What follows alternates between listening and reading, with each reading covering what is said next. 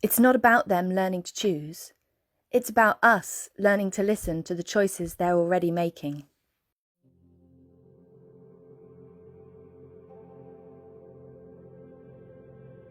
It's really important when students come into this space that their existing methods of communication are respected. They are sometimes considered to be people who do not make choices because they haven't yet mastered a formal system of communication. But actually everybody is communicating and everybody is capable of making choices.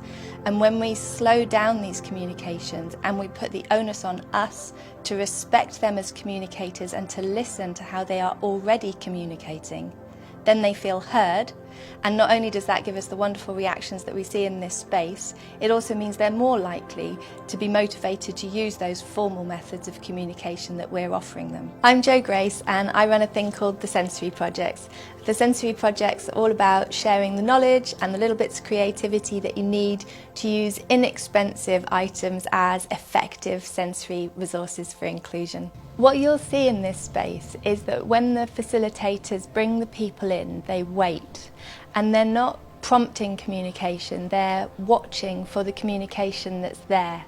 And this is a really fantastic thing, because if we were trying to enforce a system of communication, for example symbols or signs, then we're saying we want you to communicate our way. And by waiting, we're saying we respect the way you already communicate. And that means that the choices and preferences that these people already have, of course they have, get expressed in their own way. And when they feel themselves to be effective communicators, when they feel that they're heard, then they're more motivated to communicate in general, and they will be happier to adopt those systems of communication that we might choose for them to use, and that opens out the communicative world for them. Space came about from working very closely with Joanna Grace from the Sensory Project.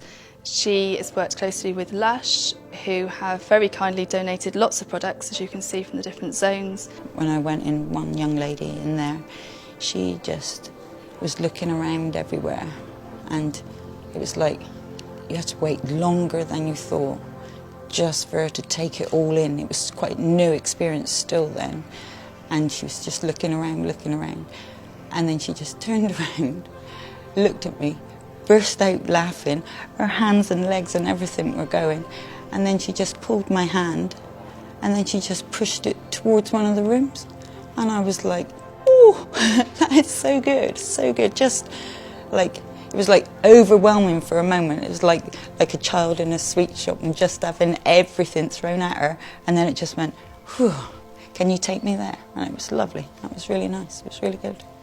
We have had a recent visit from Ofsted within the last month. They loved the room. They thought it was very innovative and creative.